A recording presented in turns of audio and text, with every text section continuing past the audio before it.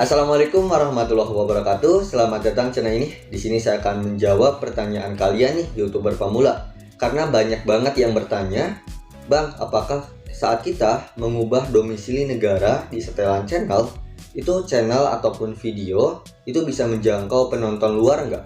Nah, tentunya akan aku jawab di video ini. Dan sebelum kita lanjut, alangkah baiknya subscribe channel ini dan tekan tombol loncengnya agar kalian tidak ketinggalan informasi terbaru seputar YouTube di channel ini.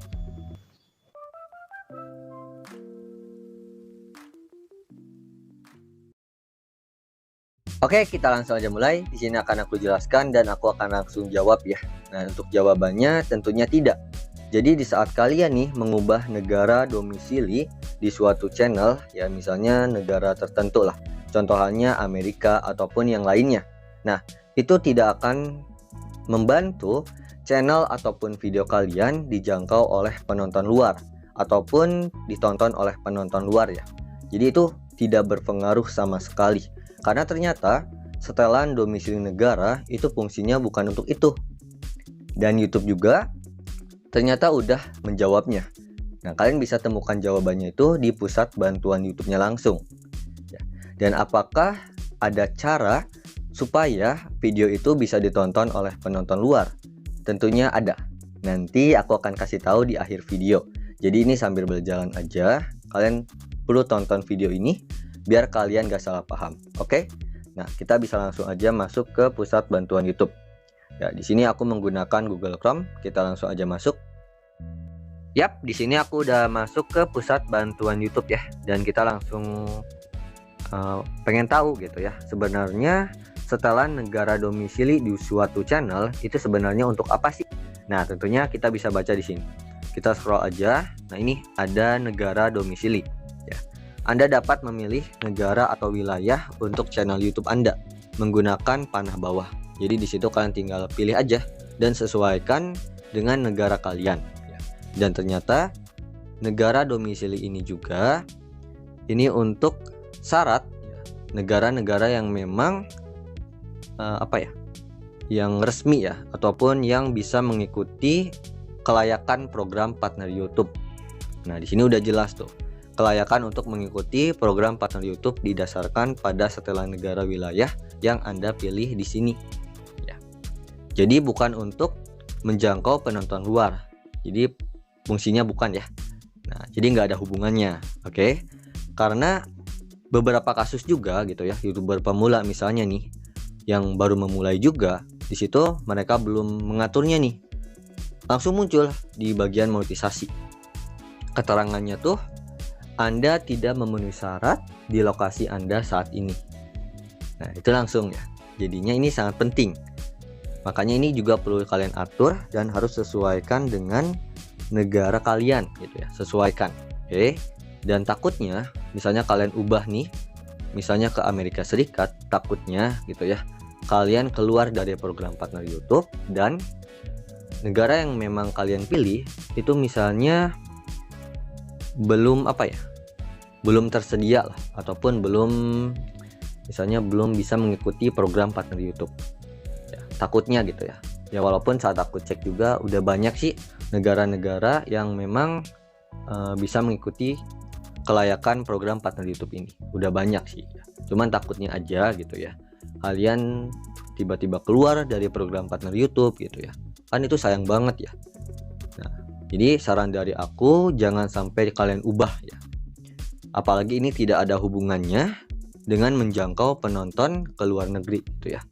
Nah, kita bisa baca juga nih untuk informasi yang lainnya, ada tambahan lagi. Ini dari YouTube-nya juga ya.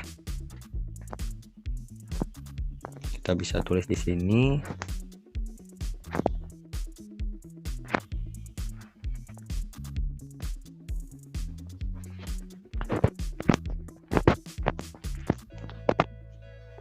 Nah, kita bisa scroll ke bawah nih, di sini ada ya. Nah, di sini ada nih, kita bisa baca. Apakah menetapkan lokasi channel ke negara atau wilayah tertentu dapat membantu menjangkau lebih banyak penonton di audiens tersebut? Misalnya, mengubah lokasi ke Amerika Serikat ya, meskipun berada di Indonesia. Nah, ini jawaban dari YouTube-nya juga ya. Kita bisa klik aja. Nah, di sini udah jelas. YouTube jawab ya, tidak. Setelan lokasi tidak digunakan untuk menginformasikan cara video direkomendasikan di YouTube atau membantu channel ataupun video menjangkau lebih banyak penonton di audiens tersebut ataupun di negara yang kamu pilih. Jadi tidak ada hubungannya. Oke, jelas ya. Jadi jangan sampai kalian terkecoh lah, apalagi yang ada ngasih tutorial seperti itu. Jadi kalian sebaiknya lebih hati-hati ya.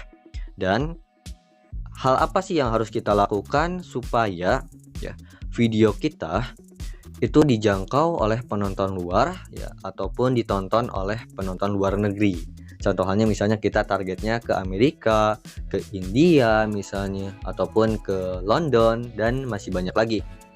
Nah, jawabannya itu adalah dengan kita menambahkan subtitle pada setiap video kita. Nah, untuk caranya kita bisa cari ya di pusat bantuan YouTube. Nah, di sini kita bisa baca nih, menambahkan subtitle dan teks ya. Subtitle dan teks memungkinkan Anda membagikan video kepada lebih banyak audiens. Nah, jelas ya. Membagikan video kepada lebih banyak audiens ya, termasuk penonton yang mengalami gangguan pendengaran contohnya ya. Nah, ini juga bisa membantu. Nah, untuk membuat subtitle ini ada cara-caranya. Nah, ini ya. Nah, tuh ya, ini dijelaskan lengkap sih di sini ya. Juga ada tonton cara untuk menambahkan subtitlenya. Ini ada tutorialnya nih videonya ya. Dan sebenarnya juga aku udah pernah bahas sih di channel aku ya, cara terbaru untuk menambahkan subtitle gitu ya. Nah, kita bisa aja masuk ke YouTube ya. Kita masuk ke channel aku sendiri. Nah, di sini untuk videonya juga baru sih ya.